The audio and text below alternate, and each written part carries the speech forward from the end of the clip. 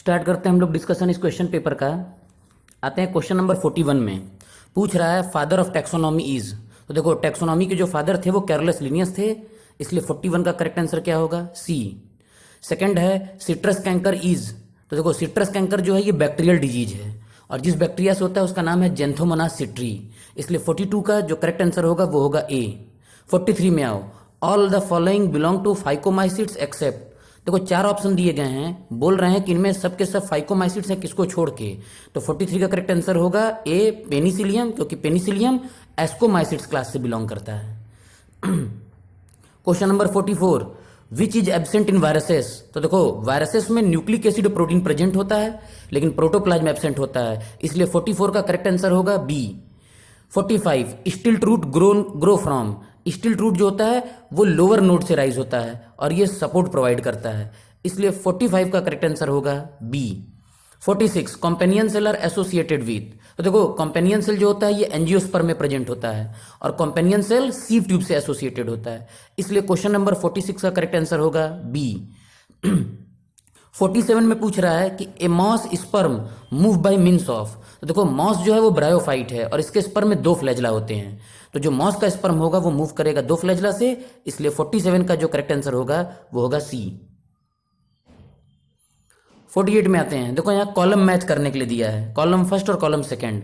तो देखो यूलोथ्रिक्स जो होता है, यूलोथ्रिक्स जो है ये फिलामेंटस है, स्पाइरोगैरा जो है ये भी फिलामेंटस है, क्लैमाइडोमोनास जो है ये यूनिसेलुलर है, वॉलवॉक्स जो है ये कॉलोनियल है और सम जायंट मरीन फॉर्म्स ये केल्प है। और जब तुम ऑप्शन को मैच कराओगे तो 48 का तुम्हें करेक्ट आंसर मिलेगा ए। 49 में आते हैं। बोल रहा है कि mosses are of great ecological importance because. पहला है their contribution to prevent soil erosion. तो ये मॉसेस का काम है कि ये सॉइल इरोजन को प्रिवेंट करता है।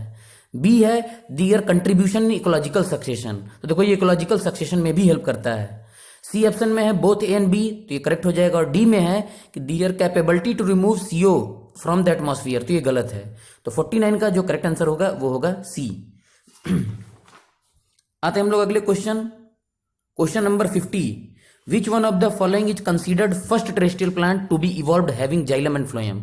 तो देखो टेरेस्ट्रियली पहला प्लांट टेरिडोफाइट था जिसमें जाइलम और फ्लोएम प्रेजेंट था, इसलिए क्वेश्चन नंबर 50 का करेक्ट आंसर होगा C. 51 mycorrhizal root having symbiotic fungi is found in. तो देखो ये मिलता है पाइनस में, इसलिए 51 का करेक्ट आंसर होगा ए। 52 में आते हैं। Ephedrine obtain from the stem of ephedra is given to cure. तो देखो इफेड्रीन का इस्तेमाल अस्थमा को क्योर करने के लिए भी यूज करते हैं, रेस्पिरेटरी डिसऑर्डर को भी रोकने के लिए, कोल्ड और कफ को रोकने के लिए भी किया जाता है, इसलिए 52 का जो करेक्ट आंसर होगा वो होगा D. 53 the symmetry of round worm and sea anemone are respectively.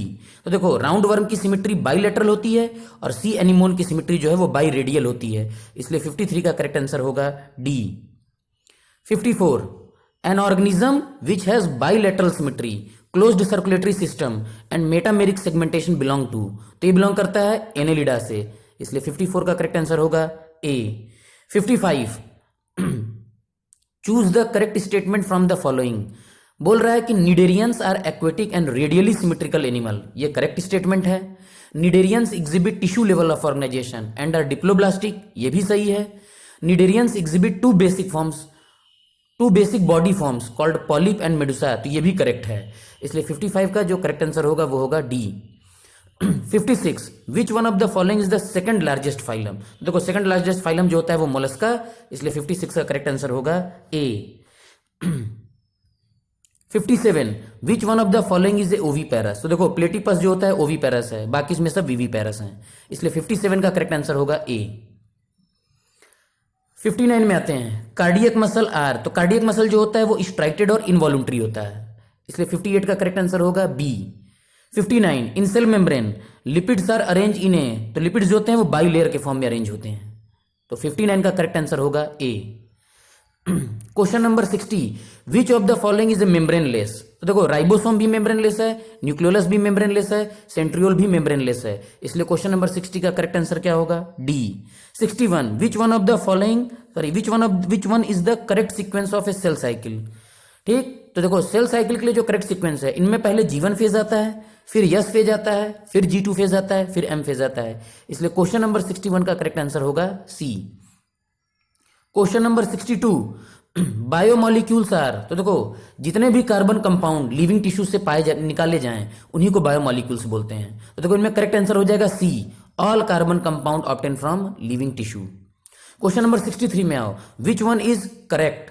देखो ए में बोल रहा है कि एडेनिन जो है पिरिमिडीन है, तो देखो यहीं से गलत हो गया, एडेनिन प्यूरिन होता है। बी ऑप्शन में आओ, बोल रहा है कि एडेनिन प्यूरिन है, यूरासिल भी प्यूरिन है, तो यूरासिल प्यूरिन नहीं होता, इसलिए बी भी गलत हो जाएगा। सी में आ जाओ, एडेनिन एडेनाइलिक एसिड, तो देखो गलत, एडेनिन जो है वो प्यूरिन है, वो एडेनाइलिक एसिड नहीं होगा। और यूरासिल जो है वो पिरिमिडीन है, तो वो यूरिडाइलिक एसिड नहीं होगा। तो इसमें 63 का जो करेक्ट आंसर होगा वो होगा डी, एडेनिन जो है वो प्यूरिन है और यूरासिल जो है वो पिरिमिडीन है। तो क्वेश्चन नंबर 63 का करेक्ट आंसर होगा D. Question number 64, DNA replication occur in, तो देखो डीएनए का रेप्लिकेशन जो है वो सेल साइकिल के यस फेज में होता है, इसलिए 64 का करेक्ट आंसर होगा डी। क्वेश्चन नंबर 65 में आते हैं। 65 में बोल रहा है कि the accompanying diagram show a chromosome A which is, तो देखो क्रोमोजोम में जो ए मार्क किया हुआ है, ये ए जो है ये काइनेटोकोर है, इसलिए 65 का करेक्ट आंसर होगा बी। 66 में आते हैं। देखो फैसिलिटेटेड डिफ्यूजन, देखो फैसिलिटेटेड डिफ्यूजन में पहला बोल रहा है कि is a very specific process, ये करेक्ट है। सेकंड बोल रहा है कि इज ए पैसिव प्रोसेस, ये भी करेक्ट है। थर्ड है help the substance hydrophilic in nature to be transported across the membrane, ये भी करेक्ट है। फोर्थ बोल रहा है कि फास्टर देन एक्टिव प्रोसेस, तो देखो ये गलत है। फैसिलिटेटेड डिफ्यूजन पैसिव ट्रांसपोर्ट है और पैसिव प्रोसेस हमेशा स्लो रेट से होता है एक्टिव के तुलना में, इसलिए क्वेश्चन नंबर 66 का जो करेक्ट आंसर होगा वो होगा डी।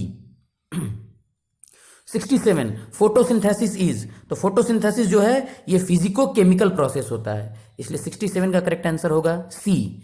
68, इम्बिबिशन इज, इम्बिबिशन एक तरह का डिफ्यूजन है, इसलिए 68 का करेक्ट आंसर होगा D. 69, reaction centre of photosystem first, तो देखो फोटोसिस्टम फर्स्ट का रिएक्शन सेंटर P700 होगा and reaction centre of photosystem second तो ये P680 होगा, इसलिए 69 का करेक्ट आंसर होगा बी। 70, केमी ऑस्मोसिस नीड्स, देखो केमी ऑस्मोसिस प्रोसेस के लिए मेम्ब्रेन की भी रिक्वायरमेंट है, प्रोटॉन पंप की भी रिक्वायरमेंट है, प्रोटॉन ग्रेडियंट और एटीपेस की भी रिक्वायरमेंट है, इसलिए 70 का करेक्ट आंसर होगा D. 71, glycolysis occur in the, देखो ग्लाइकोलिसिस जो है वो साइटोप्लाज्म में होगा या साइटोसॉल में, एंड प्रोड्यूसेस, तो प्रोड्यूस करता है pyruvate, which in the presence of O2 enter in, तो वो इंटर करता है माइटोकॉन्ड्रिया में, इसलिए 71 का करेक्ट आंसर होगा ए। 72, terminal electron acceptor of electron transport is, तो देखो टर्मिनल इलेक्ट्रॉन एक्सेप्टर जो होता है वो ऑक्सीजन होता है, इसलिए 72 का करेक्ट आंसर होगा D. 73, which metabolic pathway is a common pathway to both anaerobic and aerobic metabolism, तो देखो एरोबिक और एनारोबिक मेटाबॉलिज्म के लिए कॉमन पाथवे ग्लाइकोलिसिस होता है जिसको ईएमपी पाथवे बोलते हैं, इसलिए 73 का करेक्ट आंसर होगा C. 74, which is not the function of HCl in stomach, पहला बोल रहा है breaking down protein into peptones, तो देखो HCl का ये काम नहीं है कि वो प्रोटीन को ब्रेक करे पेप्टोन में, इसलिए क्वेश्चन नंबर 74 का करेक्ट आंसर हो जाएगा ए। बी में है killing the bacteria ingested with food and drink, तो ये HCl का काम है। C, promoting the formation of pepsin, ये भी HCl का काम है। और D, softening fibrous food elements, तो ये भी HCl का काम है। तो HCl का काम जो नहीं था वो पहला breaking down protein into peptone, इसलिए 74 का करेक्ट आंसर ए होगा। 75 में आते हैं। A person suffer punctures in his chest cavity in an accident without any damage to the lungs, its effect could be, तो देखो इफेक्ट ये होगा कि इसमें ब्रीदिंग जो होगा वो पूरी तरह से रुक जाएगा, 75 का करेक्ट आंसर हो जाएगा D.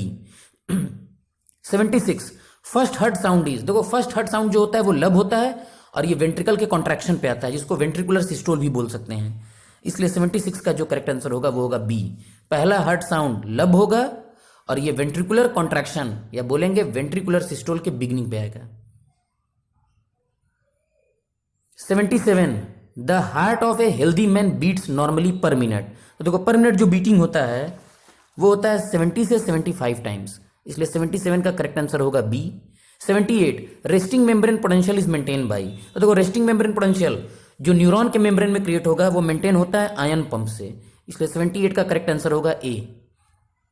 79 dental formula of adult man is, तो एडल्ट मैन में डेंटल फार्मूला जो होता है वो 2123 2123 होगा, मतलब 2 इंसीजर, 1 कैनाइन, 2 प्रीमोलर और 3 मोलर, तो 79 का करेक्ट आंसर हो जाएगा ए।